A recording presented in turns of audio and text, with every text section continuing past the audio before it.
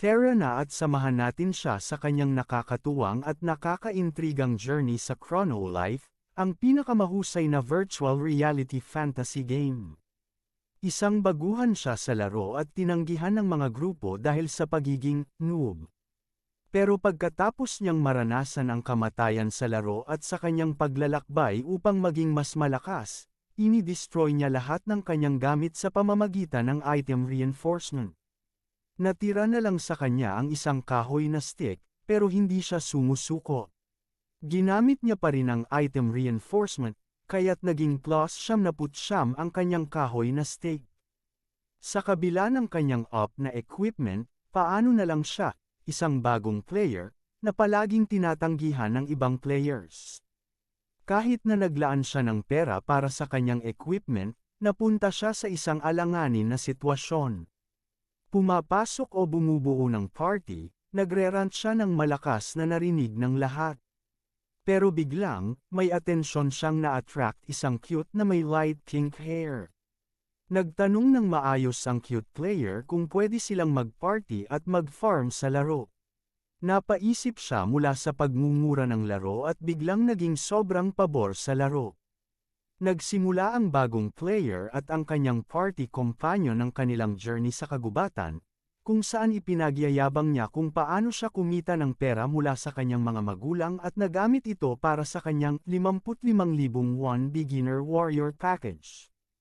Wounded siya ngunit hindi siya isang sugatan na noob. Sa paglipas ng oras, nagsimula siyang magkaroon ng mga pangarap.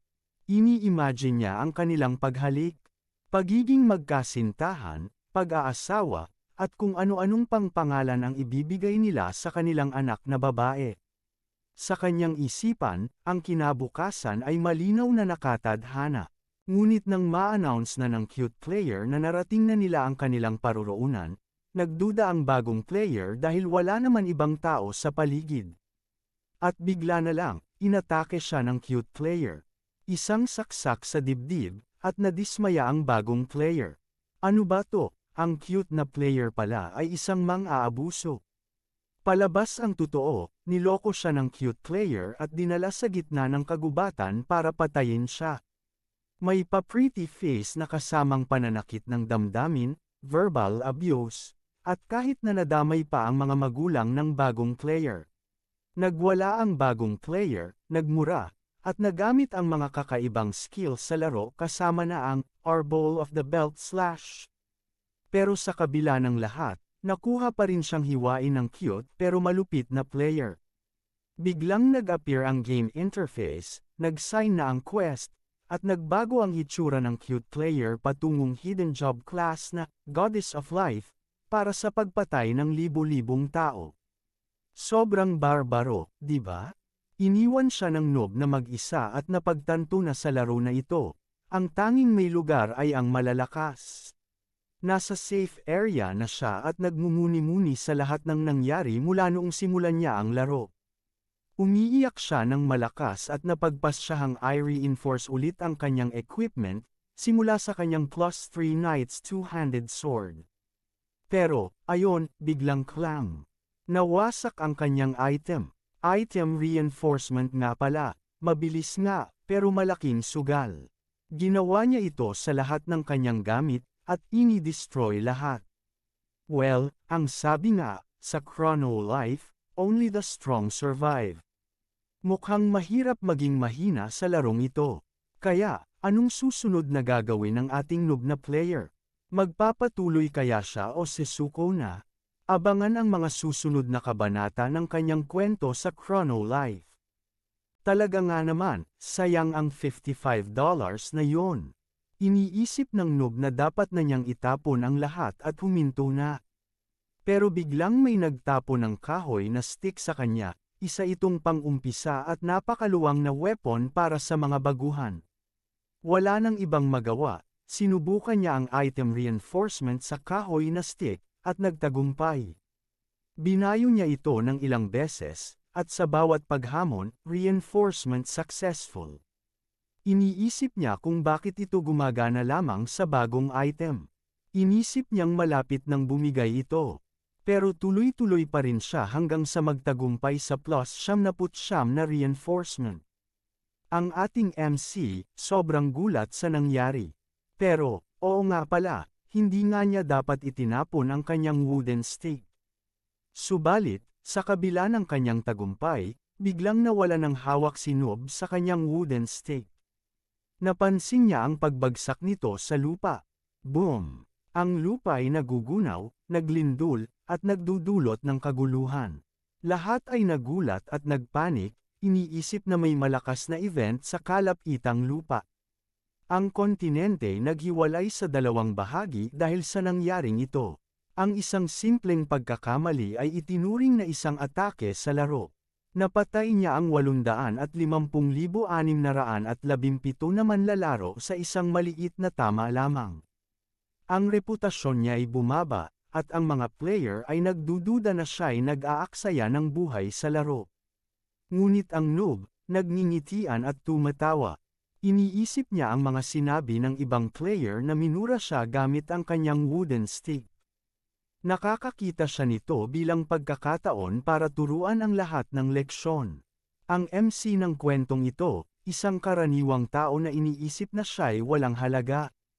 Isang noob sa laro na ngayon ay may hawak na kamanghamanghang wooden stake. Naglakad siya sa mga kalsada na naka-undies lang, may balabal para itakpan ang kanyang katawan. Biglang may lalaking dumadaan at nagsimula ng gulo. May babae na nagtatangkang pigilan ang kasama niyang may magandang paraan pero nakakairita. Siyempre, mali yung side characters. Laging ganyan ang mga side characters. Kapag nasasaktan ang main character, ang noob, gamit ang kanyang wooden stick, bumomba niya ang ulo ng big guy player. Boom! Isang malupit na pagsabog, at lahat ng nakakita ay nagulat sa kanyang up na weapon. Sa wakas, kinilala na niya ang sarili bilang main character ng Chrono Life. Biglang may nag-warning na lumabas na nagsasabing ang kanyang weapon ay malupitang nasira.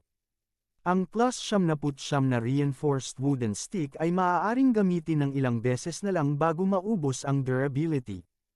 Alam ng lahat ng RPG gamer ang pakiramdam na yan. Ang masama pa, hindi ito pwedeng ma-repair para ibalik ang durability. Inilapit ng noob ang mata niya sa description ng kanyang weapon at napangiti, ngunit parang napakalungkot.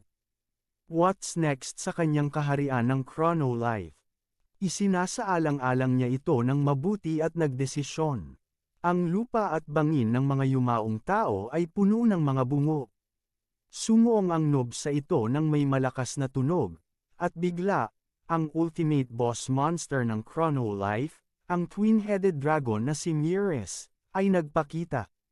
Ginamit ni Uranus ang intimidation, ngunit hindi ito masyadong epektibo. Pumili ang noob ng laban at gamitin ang kanyang wooden stick. It's super effective. Isang ulo ang nag-iba, at ang natirang ulo ay namutla at nalamon. Ilang strike na lang, at plano ng noob na patayin ang pinakamalakas na boss sa laro. Nagmakaawa ang natirang ulo ng Dragon Mires para sa awa, ngunit ini-ignored ng noob at binigyan ito ng isa pang suntok. Si Euros ay bumagsak, at sinabi ng noob na may isang strike na lang ang natitira sa kanyang weapon.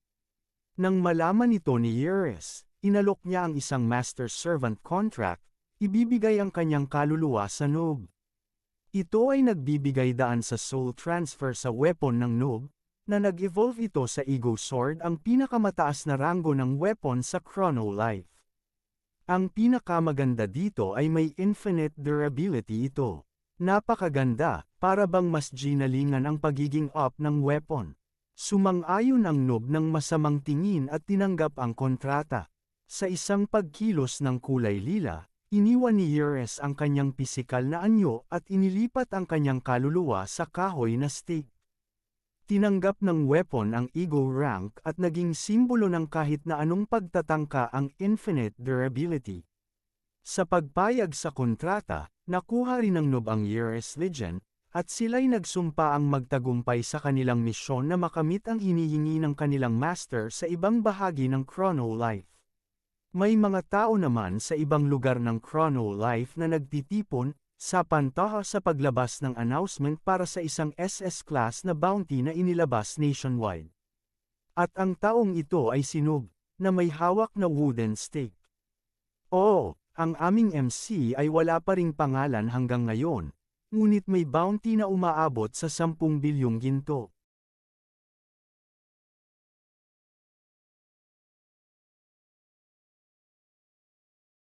Ang 5 pinakamalalakas na guilds ay nagkakaisang puwersa upang alisin ang kriminal na pumatay ng mahigit 800,000 na manlalaro sa isang araw. Ang mga guild na ito ay ang Sacred Guild ni Singli, Crossline Guild ni Suwo, Holy Land Guild ni Abracadabra, Righteous Bandits Guild ni Hong, at Justice Guild ni Hawkeye. Oo, si Hawkeye ngayon ay nasa DC. Binubuo ang World Guild Alliance na pinamumunuan ni Hawkeye, at ang kanilang layunin ay hulihin ang player killer na si Noob, na ang pangalan pa rin ay hindi pa kilala. Ngunit ang ating MC ay masaya sa pagtingin sa kanyang na-upgrade na wooden stick. Sa stats na yon, sino man ang may-ari nito ay hindi makatitiis na hindi matawa. Biglang lumitaw ang isa sa mga ulo ng twin-headed dragon Mirrors mula sa stick, ngunit malayo ito sa kanyang maestosong anyo noon, tila cute at mabilog, na tila ba ito'y isang stuffed toy na biglang sumulpot mula sa kahoy na stick. Si Urias ay nagpaliwanag na ito ay isang feature ng Eagle Rank Weapons at tanging ang master lamang ang makakakita at makakarinig sa kanya. Tinanong ng MC kung bakit nawawala ang ulo. Kahit si Mir-Ice ay hindi alam kung bakit nawala ito. Bago pa sila makapag-isip pa, may isang piraso ng wanted poster na bumagsak sa pagitan nila. Nakita ng MC ang nakalagay dito. Si Urias ay nagsasabing kung gaano kahusay ang kanyang Panginoon at kung paano ang halaga ng bounty ay umabot ng 10 bilyong ginto sa totoong buhay. Wow, halos 8 milyong dolyar ito. Sa ganitong sitwasyon, nagmungkahi si Euros na gawing extinct ang sangkatauhan. Iniisip ito ng MC at napagpasyahan na magtatago na lang siya sa likod ng secretly up persona. Naglakad siya na naka-undies at balabal, tila isang walang pera na noob. Sinabi niya na magagamit niya ito para linlangin ang mga tao. Ngunit biglang may saksak na dumapo sa likod niya, at bumagsak siya. Si Hawkeye ang may gawa ng pagtagpo, at napaligiran ang MC ng iba't ibang manlalaro mula sa The Guild. Nagutos si Hawkeye na atakihin ang MC, habang si Urias ay nakikiusap sa MC na tumindig. Itinaas ng MC ang kanyang sarili at iniwan ang plano na itago ang kanyang kapangyarihan. Inanunsyo niya na kasalanan ito ng ibang partido. Isang maliwanag na flash ng liwanag ang bumalat sa lugar, at lahat ay nadapa, ang mga gusali sa paligid ay nawala. Nabanas si Hawkeye at natuklasan na ang buong kabisera ng unang kaharian ay nawawala. Ang MC, na tila isang walang pera na noob, ay nakatayo ng tahimik na may hawak na kahoy na stake. Inaangkin ni Hawkeye na may kaharian itong tinutukoy, inilabas ang Orb of Calling, at binasag ito. Sinumpa niya ang buong World Guild Alliance at nagdulot ito ng mass teleportation. Ang MC ay muli na namang napalibutan, ngunit mayroon na ngayong mga 3 milyong miyembro ng guild ang paligid niya. Inutos ni Hawkeye sa lahat na atakihin ang MC, na may Urias na nananawagan kay MC na itindig ang sarili. Ngunit sa isang mabilis na galaw ng kamay ng MC, naging alon ng atake ang resulta sa maraming miyembro ng World Alliance Guild. Tinatanaw ni Urias ang hindi kapanipaniwala at sobrang kahanga-hangang eksena. Iniisip ni Euros na kahit ang pagtutulungan ng mga tao ay sapat na para gawing mahirap siya, pero hindi ito ang kaso sa kanyang Panginoon. Kahit na may Urias Legion na kasama siya, alam niyang higit pa rin itong mamamroblema sa kanyang Panginoon. Ang pinakamalakas na mage ng royal family na si Abracadabra ay nagtatangkang gamitin ang spell ng disintegration kasama ang iba pang mga mages at inuusbong ito kay MC. Ngunit, sa kabila ng lahat, Napaisip si MC na kailangan niyang bigyan ng cool na pangalan ang kanyang mga atake. Kahit hindi ito ang tamang oras para dito, itinaas niya ang kanyang kahoy na stick at ginawang swing up. Dude, ang pangalan ay sobrang pangit. Na-cancel ang spell ng disintegration dahil sa swing niya. Nagbalik ang mga mages para mag-cast ng ibang spell. At ginawang swing down ng MC. Lahat ng miyembro ng World Guild Alliance ay namatay, maliban kay Hawkeye. Iningatan ni MC ang kanyang kapangyarihan para hindi ito lumampas sa mga swings niya. Iniisip ni Hawkeye na ito'y isang pagkakataon na siya'y pinatawad. Ngunit ang bida ay uhaw sa paghihiganti dahil sa pagbabalik saksak. Tinamaan ni bida si Hawkeye gamit ang kanyang kahoy na stick, at alam naman natin kung paano matatapos ang ganoong laban. Habang si Hawkeye ay pinupuri ang kanyang Panginoon para sa pag-anihi sa lahat, biglang nagpakita ang Goddess of Life. Ang babae ay huminto sa harap niya at tinawag siyang Nob. Nakipagtagpo ang bida sa babae na pumatay sa kanya sa isang lupain na puno ng 3 milyong bangkay. Naalala niya ang mga insulto na natanggap niya mula sa babae. At sa halip na magalit, hindi niya napigilan ang tawa. Ngunit itinanong ng babae kung kamusta si bida at binanggit ang kanilang pagkakataong magtagpo. Hindi naniniwala ang bida na ito ay isang kawingkiding. Nagsimula silang mag-usap, bagamat nais ni bida na saksakin ang babae sa ulo, na sinasabing, "Here bro." Nag-usap sila tungkol sa iba't ibang anyo ng babae, at ibinahagi ng babae ang balita ng kanyang pag-angat sa hidden class bilang ang Goddess of Life. Sinabi ng bida na ang Goddess of Death ay mas bagay sa kanya. Ngunit tila natawa lang dito ang babae na nakakairita sa bida. Sinimulan ng bida ang pag-atake sa babae, ngunit agad itong umiwas. Gusto pa ng babae mag-usap, ngunit patuloy na atakihin siya ni bida, na may maraming pagsabog na nangyayari. Inakala ng bida na patay na ang babae pagkatapos ng usok, ngunit nakita niya itong nakatayo pa rin. Purihin man ng Goddess of Life ang bida sa pagiging mas malakas, hindi pa rin sapat ang kanyang mga atake para patayin siya. Nagulat si Ures nang kumapit ito sa mukha ng bida, na may paa sa bibig ng bida. Kumunat ang noo ni Ures nang tignan niya ang babae. Dapat siya lang ang makakakita sa kanya, ngunit tila nagkaroon sila ng mata-mata. Tiyak si bida na tinamaan na niya ang babae, pero nakatayo pa rin ito nang hindi tinatamaan. Inilahad ng babae na bilang isang Goddess of Life, imposible para sa isang tao na pumatay sa kanya. Mas nairita si bida, dahil bawat atake ay walang bisa. Hindi siya ganun kahusay. Ang babae ay lumipad na may mga pakpak at habang bumababa, muli siyang nag-insulto kay MC dahil sa kanyang pagiging noob. Hinimok siya ng babae na tigilan na ang kanyang quest para sa paghihiganti dahil kahit gaano siya kahusay, hindi niya ito kayang patayin. Sa halip na sumuko, nagsimula ng maghanda si MC sa pamamagitan ng pag-ikot ng kanyang mga braso. Nagtaka ang Goddess of Life kung handa na siya ngayon na sumuko, at ang sagot ng MC ay sasampalin niya ang planeta sa halip. Sobrang kakaibang logic ng bida, at nagulat ang babae sa kanyang pahayag. Nagtawanan ang babae, sinabing imposible ito. Ngunit ang sagot ng MC, hindi niya ito tutuluyang saktan, sa halip ay sasampalin niya ang planeta. Ngunit inuulit ng MC na plano niyang gawin ang swing na ito ng buong lakas ngayong pagkakataon. Tinutulan siya ng goddess, sinasabi sa kanya na ito ay suicide.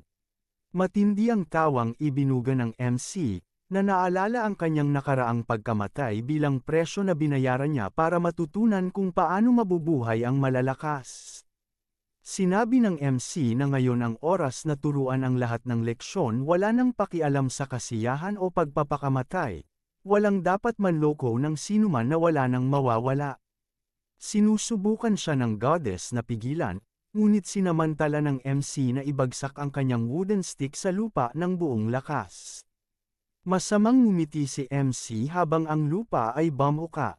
Nawasak ang buong planeta, At dito nagtatapos ang ating kwento. Sa totoong buhay, ang lahat ng naglalaro ng Chrono Life ay na-kick off mula sa laro at umalis sa kanilang virtual reality capsule. Ini-anunsyo ng Chrono Life staff ang isang emergency server maintenance at humingi ng paumanhin para sa abala sa kanilang website. Ngunit hindi alam ng marami, may isang player na nananatili sa loob ng Chrono Life game at pinapaandar ang primary. Ang primary system ng Chrono Life version 1.7. Matapos ang scan, kumpirmado ng system na iisa lamang ang online na user, at syempre, ito'y si MC. Natagpuan ni MC ang kanyang sarili sa isang asul na espasyo na puno ng mga binary numbers, parehas sa Matrix Reloaded, nagtatanong kung nasaan siya. Nakakita siya ng isang lalaking may mahabang buhok na blonde at kaswal na damit. Nakakailala ako nito sa mukha ng isang Titan, sa AOT, yung panay ang pag-smile, o sandaling-sandali lang, Chrono Life ito. Sinabi ng blondeng lalaki na ang planeta na winasak ng MC ay paboritong lugar ng kanyang ina. Nang tanungin siya ni MC kung sino siya, nagbukas ang bibig ng blondeng lalaki at sinabi na siya ay Diyos. Sa pagtatagpo kay Diyos, nagngingitian lang si MC, hindi iniintindi kung sino o ano ang blondeng lalaki. Sa halip, tinanong niya kung nakita niya ang babaeng may itim na buhok na ubod ng pangit ang ugali. Sinabi ni Diyos na silang dalawa lang ang naroroon sa espasyong yun, at walang iba pa. At pinatay ng MC ang lahat sa planeta na yon. Nang marinig ito, malakas na tumawa ang MC at sinabing nakamit na niya ang kanyang paghihiganti. Tinawag niya si Eurus, ngunit walang sagot sa kanyang wooden na stake. Ipinapaalala ng Diyos na silang dalawa lang ang naroroon sa espasyong iyon. Ayon sa sistema na ipinapakita, may isang user online. Nagtanong si MC kay Diyos kung siya ba ay isang NPC o admin. Sinagot siya ni Diyos na wala sa dalawa, at besh I'm guessing she's a player dude. Hindi ito ang kanyang eksaktong sinabi dahil na-filter ang kanyang mga salita, may AI algorithm kasi na nag-boblock ng verbal words, kaya walang magagawa, at sinabi niyang mayroong isa na nagtatangkang humid lang sa kanyang daraanan. Sa isang kisap mata, nagpaalam si Diyos at inutusan si MC na batiin ang furry guy, bago siya nawala. Pagkatapos nito, puwersahang nag-log out si MC at bumalik sa realidad. Nagreklamo siya tungkol sa pagkawala ng blondeng lalaki na agad na nawala. Matapos ang ilang palitan ng salita, tinanggal ng MC ang kanyang virtual reality headset, at lumabas mula sa kapsula habang iniisip kung sino ang furry guy na tinukoy ni Diyos. Isang lalaki na may pasa sa kanyang kaliwang mata, wala itong Sharingan, kasama ang mga lalaking nakasot, ang lumapit sa kanya. Sinabi niya ang mga detalye tungkol sa MC, 21 na taong gulang at naglalaro ng Chrono Life ng 3 buwan. Sa wakas, hindi na siya tatawagin noob, or Ondies, at ito na, Geo, o MC. Sinabi ni Scarface ang kasalukuyang sandata ni Geo, ang +79 na reinforced wooden stake. Nagpanik si Geo, at nagtaka kung ito na ba ang furry guy na tinukoy ni Diyos. Tinanong niya kung sino si Scarface, at sinabi ni Scarface na siya ang taong kukuha ng kanyang wooden stick. Here bro, may sariling stick kayo, naiinggit ka. Habang naglalakad sa isang lokal na restaurant na tinatawag na Real Homestyle Grandma's Soup, bigla na lang nagsimulang magkwento si Scarface tungkol sa kanyang sarili. Habang kumakain sila, sinabi niyang naging regular siya sa restaurant noong nagsimula ang kumpanya sa pagdevelop ng Chrono Life. Hindi mapigil ang nadismaya si Geo dahil sa unang impresyon niya kay Bay bilang isang mob boss dahil sa mga kasamang lalaki sa kanyang black suits. Ipinaliwanag ni Bay na ang mga lalaking ito ay mga empleyado ng Chrono Life at hindi sila mga bodyguards. Tinanong ni Geo kung ano ang kailangan ng CEO sa kanya, at sinabi na narito siya upang kunin ang wooden stick ni Geo. Inipaliwanag niya kung bakit ito ay itinuturing na bug item, na ang probability na magtagumpay sa reinforcement ng item na may plus 10 reinforcement level at ang susunod na antas ay 3% lamang. Kapag patuloy na nalalampasan ito ay itinuturing na isang bug. Iniulit ng CEO na ang plus 99 na reinforced wooden stick ay kinakailangang kunin pabalik sa Chronolife. Sa starting ruins sa loob ng laro, isang party ang lumalaban sa isang level 21 na halimaw na tinatawag na Gores. Habang pinagmamasdan sila ni Geo, iniisip niya kung ano ang dapat niyang gawin. Naalala niya ang gabi na nakilala niya ang CEO, kung paano ito naghayag ng plano na kunin ang kanyang weapon. Ngunit biglang nagbago ng isip ang CEO at sinabi na pagkatapos suriin, ang kahoy na stick ay simpleng item lang, at hindi pala ito bug. Ang CEO ang nagpasaya ng MC, at inanunsyo na ang kumpanya ay hindi na makikialam pa sa mga user. Ibibigay ng CEO ang kalayaan sa mga user na gawin ang nais nila sa laro. Naalala ni Geo ang huling salita ng CEO, na ang Chronolife ay isang masayang laro na minarap ng lahat ng tao kahit isang beses man lang. At sinabi pa niya na si Geo ay dapat munang umurong mula sa pagsira ng mundo at enjoyin ang paglalaro ng laro. Sa kasalukuyan, isang party na in-spectate ni Geo ay nagkaaway dahil sa maling galaw ng isa sa kanilang miyembro, at ang nasabing miyembro ay tinanggal sa party.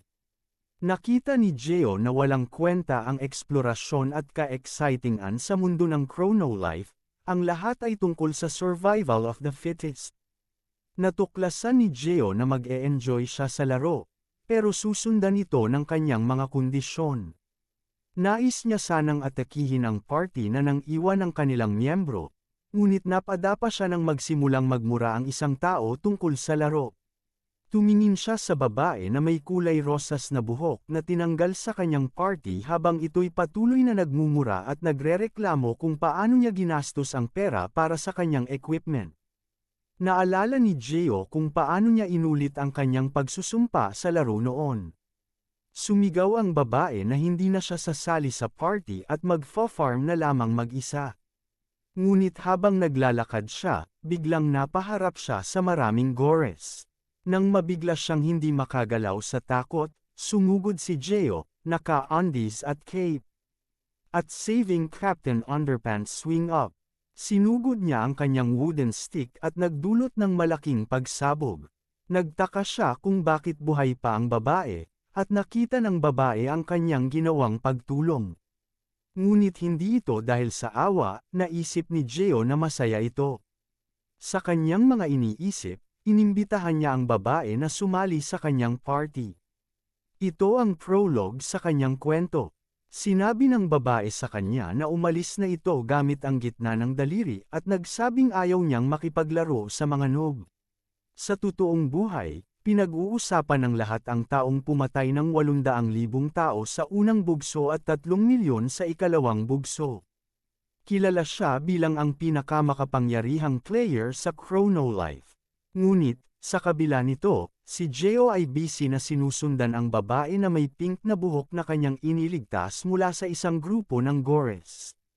Naiinis ang babae at sigaw ng sigaw sa kanya.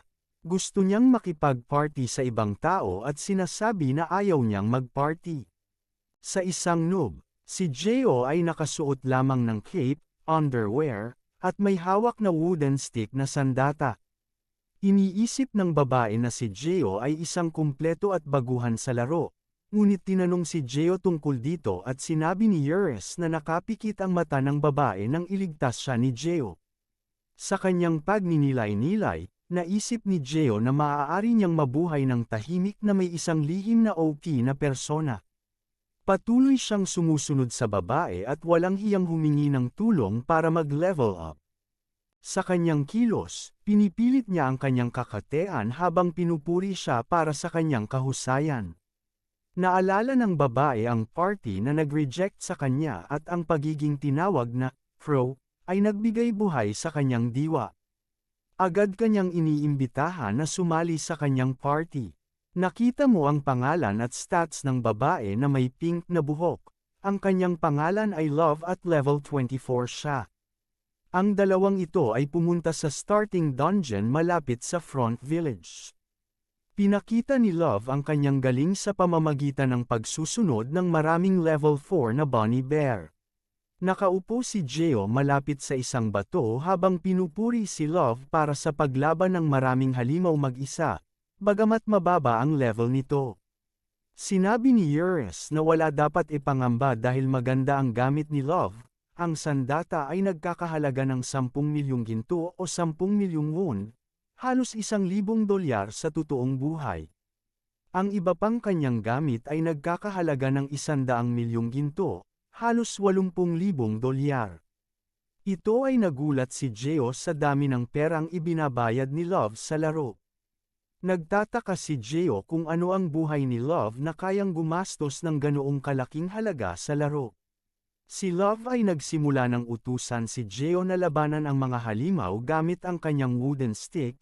Sinasabi ni Love na kailangan niyang lumaban para maging mas malakas. Habang ito ay nangyayari, halos masira na ang pagtago ni Geo nang biglang tamaan niya ng malakas ang isa sa mga bunny bear sa likod ni Love. Ngunit hindi napansin ni Love ang nangyari sa likuran niya. Nararamdaman niya ang isang mensahe at sinabi ni Love na maglaban siya ng konti habang wala siya sa loob ng 30 minuto. Iniwan niya si Geo na naruroon na ganun lang. Nagtataka sina Geo at Eurus kung ano ang klaseng buhay meron si Love para gumastos ng ganong kalaking halaga sa laro. Sa totoong buhay, nag-logout ang isang babae na may pink na buhok mula sa Chrono Life. Ngumiti siya habang iniisip ang nangyari sa laro kasama ang isang noob. Biglang bumukas ang pinto at pumasok ang isang babae na may maikling buhok at kilalang hubog ng katawan sa karamihang ng lalaki, na nangungulit kay Love bilang isang game addict. Patuloy na nagrereklamo ang babae habang inaayos ni Love ang sarili, at may maraming pag-flash ng ilaw habang ito'y nagpe-prepared. Ang programa ng musika ay bumabalik, at ipinakilala ang susunod na performance, isang mang-aawit na nangunguna sa unang pwesto ng 13 na linggo.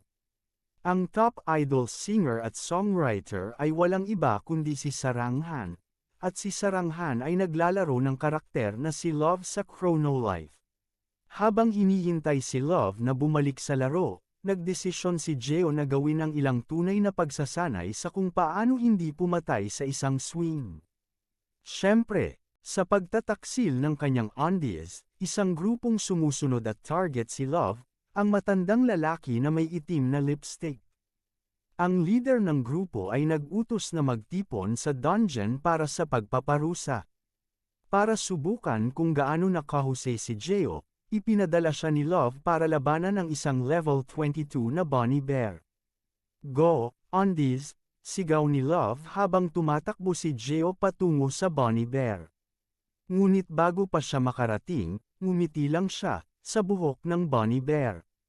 Ang epekto, sobrang sakit, halos isang bar na lang ang natirang HP ng bunny bear. Ang practice ni Geo ay nagbunga. Nagawa niyang atakihin ang bunny bear ng kanyang plus 99 na reinforced wooden stick nang hindi ito pinapatay. Dahil sa halos isang hit na lang ni Geo, pinuri siya ni Love. Great job, undies. Biglang may lumitaw na dagger, ngunit napansin agad ito ni Love at tinadyakan pabalik. Si Mr. Kim, ang manager ng Hallisen Guild, ang kumahig ng dagger. Kasama niya ang iba pang mga miyembro ng guild na may Mr. din sa pangalan. Inutos ni Mr. Kim na atakihin sila, at iniutos ni Love si Geo na manatili sa tabi. Mag-isa niyang nilabanan ang Hallisen Guild habang nanunood si Geo at si Eurus. Napagtanto nila na ilang beses nang sinubukan ng guild na labanan si Love ngunit palaging talo. Sa gilid, inutos ni Mr. Kim ang isang elf na atakihin si Love habang abala ito sa iba. Ginamit ng elf ang skill na Steal Love's Knuckles of Silence, na nagkakahalaga ng 10 milyon. Nabigla si Geo at ipinaliwanag ni Iris ang ginamit na skill ni Love. Iniisip ni Geo na wala namang makukuhang mahalaga mula sa kanya. Pero biglang naalala niya ang kanyang napakalakas na sandata at nagtakbo para makuha ito. Nakita ito ni Mr. Kim, ngunit iniutos niya ang elf na huwag pansinin si Geo. Naging interesado ang elf kay Geo at ibinato ang Knuckles kay Mr. Kim bago siya habulin. Sinabi ng elf na mas masaya magnakaw mula sa mga mahihirap. Nagkaroon ng laban si Geo at ang elf. Sumigaw si Geo habang iniswing ang kanyang wooden stick, ngunit naglaho ito ng bigla. Wala ng kanyang sandata at nasa kamay na ng elf, na masaya dahil dito. Ngunit biglang may bumagsak na anino. Sinaway ni Burris ang babae na nagtatangkang mag-angkin kay Geo. Natambas sa takot at gulat ang elf nang makita ang tunay na anyo ni Iris. Nabitawan ang 79 na wooden stick at kalmadong kinuha ni Geo ang wooden stick mula sa sahig, at nag-appear ang system interface. Nabawi niya ang kanyang sandata dahil tinanggihan ito ng kaluluwa ni Iris. Dumating si Burris sa kanyang tunay na anyo at nagrant kung paano siya hindi pwedeng ariin ng kahit sino maliban kay Geo. Nilapit niya ang kanyang mukha kay Iris at tinapak ito sa ulo. Sa pag-angkin ng elf na yon, kinilabutan siya sa takot. Sinigawan siya ni Mr. Kim, at ito'y agad umangat. Tinadyakan ni Love ang elf mula sa likod, pero madali itong umiwas. Hiningi ni Love ang kanyang weapon, at nag-promise itong uubusin silang lahat kapag hindi niya ito ibinalik. Nagtagumpay si Geo na palihim na atakihin si Love na gamit ang kanyang strike without killing. Ibinulalas niya kay Love ang kanyang bagong diskubrimiento.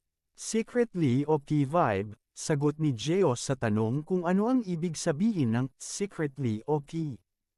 Habang ini-interview ang mga miyembro ng Hal-Lisen Guild, na-realize ni Geo na talagang mainit ang ulo niya.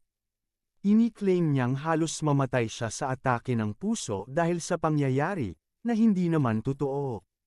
Sa huli, ibinahagi niya ang kanyang huling salita na siya ay nainis ng gusto sa nangyari. Bam! Isang malupit na malasakit na saksak sa ulo ang inabot ng babae, at biglang may malakas na sumabog sa paligid. Si Love ay biglang nagising at umupo ng tuwid. Nakita niya si Geo na kumakain ng karne malapit sa puno, at agad niyang tinanong kung ano ang nangyari. Si Geo ay nagkwento na sila ay nasa isang lugar malapit sa dungeon, at umalis na ang matandang lalaki at ang iba pa. Gusto pang magtanong ni Love, ngunit inihagis na lang sa kanya ni Geo ang kinuha niyang sandata noon. Binato niya ito palapit kay Love at tanong sa kanya tungkol sa Hal-Lisen Guild. Sa paraan ng kilos ni Geo, mas napansin siya ni Love. I swear, I hear the church bells ringing right now, sabi ni Love. Tinanong ni Love si Geo kung alam niya ang tungkol sa mga old lineages. Sinabi ni Iris na ito'y tumutukoy sa matatandang lalaki na naglalaro ng lineage na laro. Tinanong ni Geo kung paano naging maalam si Iris kahit NPC siya. Mula sa ibang laro, aminado si Iris na nag-research siya sa Wikipedia, pero parang dapat Google yon. Sinundan ni Iris ng paulit-ulit na pagbasa ng mga teksto na natutunan niya sa research. Sa simpleng pagsabi ni Love na mga matatanda na gumugol ng bilyon-bilyong pera sa laro, mas naintindihan ni Geo. Naging target si Love dahil sa knuckles na binili niya mula sa auction. Bagamat patuloy silang inaatake, palaging natatalo ang mga ito dahil kulang sila sa kasanayan para manalo kay Love. Tinanong ni Love, si Geo kung ninakaw niya ang knuckles mula sa kanila, at iniwas na lang ni Geo ang tingin niya at nagsabing iniwan na lang daw ng mga iyon ang knuckles. Iniwan na lang ni Love ito para sa ngayon, ngunit sinabi niyang tiyak na babalik ang mga matatandang iyon. Nagtataka si Geo kung bakit sinusundan ng mga matatanda ang isang 10 milyong gold na sandata, lalo na at sanay naman silang gumastos ng bilyon. Binabaybay ni Mr. Kim ang kanyang kaparusahan mula sa ibang matandang boss sa guild. Pinawalang halaga si Mr. Kim sa mission at inatasan ng isa sa 4 na guardians na sumalo. Ang 3 iba pa, isinisisante ang kapangitan ni Mr. Kim. Si Mr. Kim ay pang-4 na rank lang at naglaan lamang ng 100 milyong won sa laro. Ang pangatlong rank ay naglaan ng 1.4 bilyong won, ang pangalawang rank ay may 1.7 bilyong won, at ang una ay may 2.1 bilyong won o 1.7 milyong dolyar. Ang unang rank ang nagpasya na siya ang gagawa ng mission at mangako na dadalhin niya ang Knuckles of Silence sa kanilang boss bago mag-launch. Si Mr. Wan, ang matandang boss, ay nagtawang malakas. Wala namang katakataka dahil siya ay naglaan na ng 12 bilyong won o 9.7 milyong dolyar sa laro. May dala ng madugong kaganapan, at alam na natin kung kaninong dugo ang didinggis. Bigla na lang lumitaw si Jeo sa loob ng Hallisen Guild base, tamang-tama sa likod ng leader na si Mr. Wan, na kasalukuyang kinukuha ang kalikutan sa ilong gamit ang kanyang pinky finger habang kinukutsa sila. Tinanong ni Mr. Wan kung paano siya nakapasok. At ginamit ni Jeo ang daliri para itapon ang dumi sa kanyang pinky at ipinahid ito sa ulo ni Iris. Sinabi ni Jeo sa kanila na mahirap para sa kanya na panatilihin ang kanyang sekreto o pipersona kapag patuloy ang pag-atake ng mga matanda kay Love. Iniutos ni Mr. Wan sa mga guardians na patayin ang intruder, at nagsimula.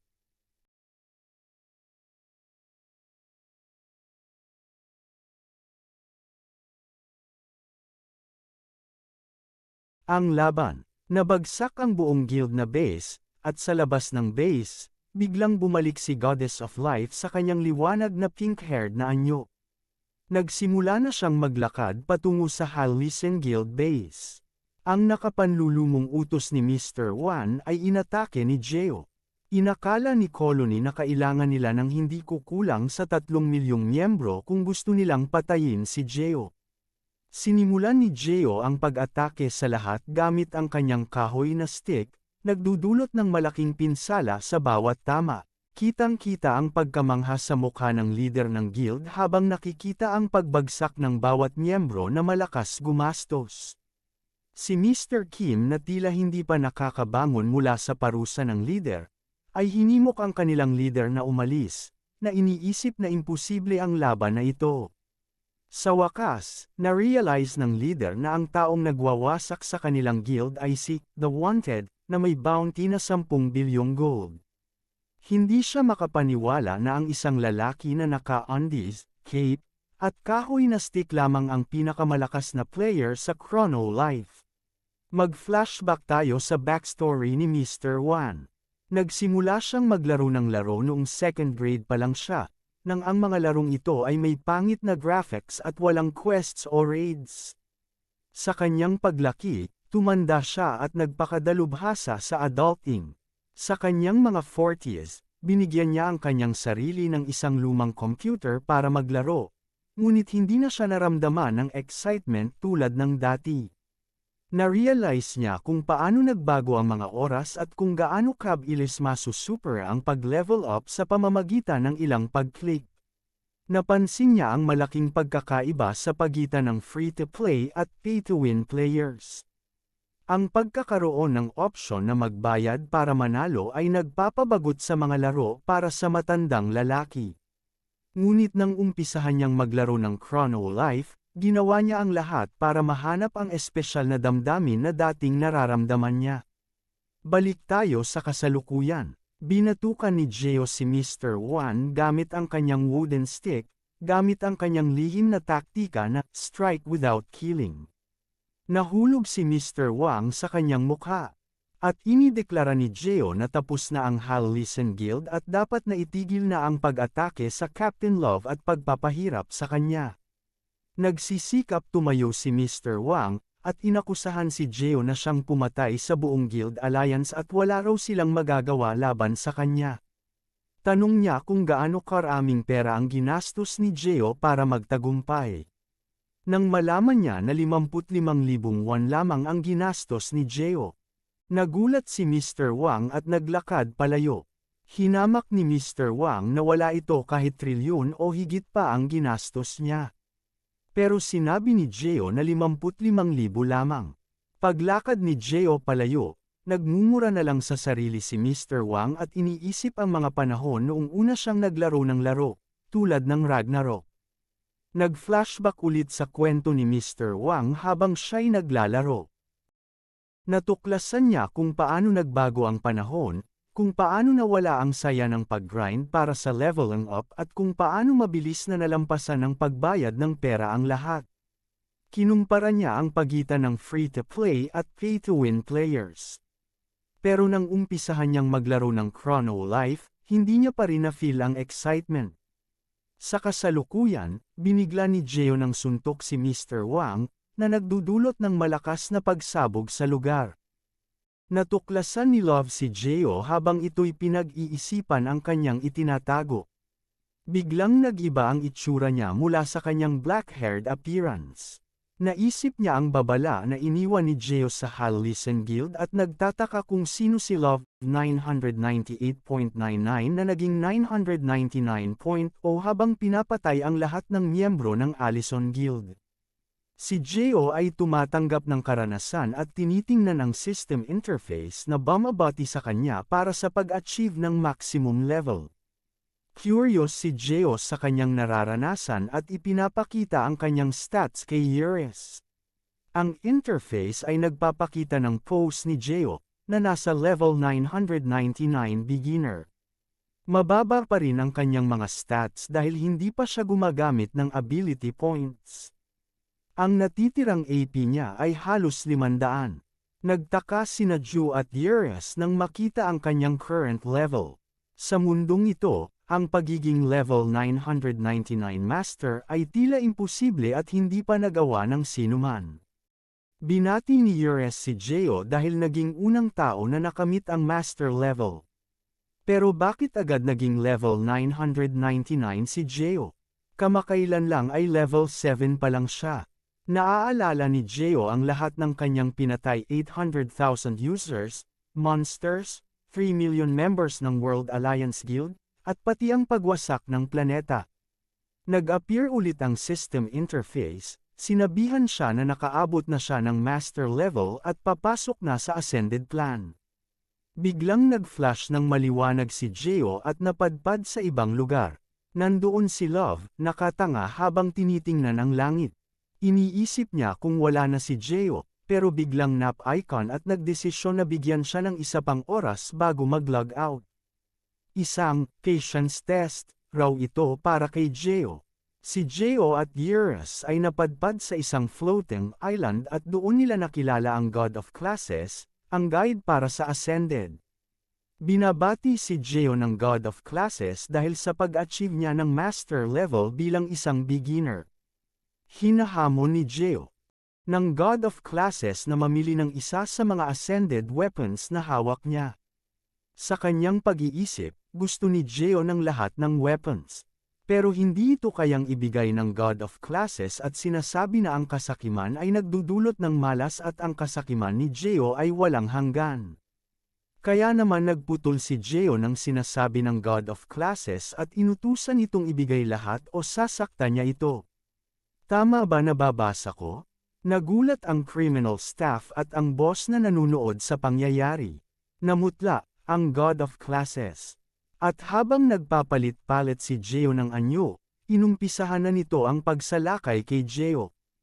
Huminto at nagpahinga si Geo habang bumabagsak ang tira ng God of Classes. Nang bumagsak, biglang bumangon si Geo at ngumiti. Sinabi na handa siyang suntukin ang anuma ang dumating. Nang atakihin ni Geo ang God of Classes, sinira niya ang kalahati ng mukha nito. Subalit, halos 3 bar ang nawala sa HP ni Geo dahil sa atake na tinanggap niya mula sa God of Classes. Napanatili niya lamang ang kanyang buhay dahil sa kanyang desisyong ilagay ang lahat ng kanyang AP sa Constitution, na nakakaapekto sa maximum HP regeneration, at nagbibigay ng immunity sa status effects. Narito si Eurus upang magbigay ng leksyon, sinasabing mali si Geo dahil may weight stat ang lahat ng equipment sa Chrono Life, at kailangan ng mataas na strength para ma-equip ang mga ito. Ngunit, sagot ni Geo, ang cape at wooden stick ay sapat na, face bomb. Bigla na lamang lumitaw ang system interface, nagpapahiwatig na na-unlock ni Geo ang isang hidden skill. Ang requirements, master level na mayroong higit sa 14,000 na constitution stat at pagtanggap ng tamang dami ng damage pagkatapos ng mga naunang requirements. Ang resulta, Healing Factor, isang hidden skill na nagpapabawi ng HP ng instant pagkatapos ng anumang dami ng damage, at nagbibigay ng immunity sa poison ailments at paralysis. At heto na nga, ang plot armor. Ngunit galit pa rin ang God of Classes, kaya't pinatamaan siya ng sekretong atake, ng God of Classes si Geo ng laser mula sa natirang isang mata nito. Pero hindi nasaktan si Geo at mas lalong nagiging masaya sa kanyang, Chrono Life is the best game ever. Ang wika niya, itinutok si God of Classes kay Geo at umatake ng maraming beses nang walang humpay, ngunit palaging nagtatagumpay si Geo, ngiti lang pagkatapos ng bawat atake. Bigla, nang humingi ng lahat ng weapons ulit si Geo, mula kay God of Classes. Ngunit sumiklab ang ilaw, at binura sa subspace ang God of Classes at sa isang sulyap ay bumalik siya sa kanyang orihinal na lokasyon. Lumitaw si Geo, at ang lahat ng ascended weapons na dati hawak ng God of Classes ay nasa lupa na. Si Geo ngayon ang may-ari ng lahat ng weapons, at masayang-masaya siya dito. Bigla na lang nagpakita si Love na may demonyong pagmumukha, naghihintay na matagal kay Geo. Pagdating ni Geo, bigla siyang sinuntok ni Love sa mukha at pinagbubugbog sa tagal ng pag-aantay niya sa kanya. Sabay palm, sabi ni Love na makikita sila alas 7 ng gabi sa park, at umalis, si Geo din at nag-log out. Akala ni Geo, makasarili at may sanggit si Love, at ganun na lang ang bati niya sa kanya, pero naamoy ni Eurus ang simoy ng pag-unlad ng romansa. Geo naman, nag-log out na. Sa totoong buhay, iniisip ni Geo kung gaano karaming pera ang maaaring kitain, sa pagbebenta ng ascended weapons. Naalala niya rin ang ginastos ni Love sa kanyang equipment, kaya naisipan niyang magbenta ng kanyang items para kumita. Naglakad siya pauwi ngunit nagutom siya. Nakatignin siya sa pitaka niya para sa pagbili ng pagkain, ngunit hindi ito sapat pang tusok-tusok, street food o merienda. Bigla, nagbalik si Geo at nag-login sa Chrono Life, dumaan sa Ravine of the Deceased kung saan binati siya ni Eurus bilang bagong bisita. Nakabihis ang Mr. Blacksuit ito na stuffed toy, pero walang pake si Geo at sinabi na mananatili ng may masamang ngiti, at siya ay nanghahampas ng wooden stick swing up para sa pagpili ng kanyang loot. Ito ang kwento kung paano naging milyonaryo si Geo sa isang gabi lang.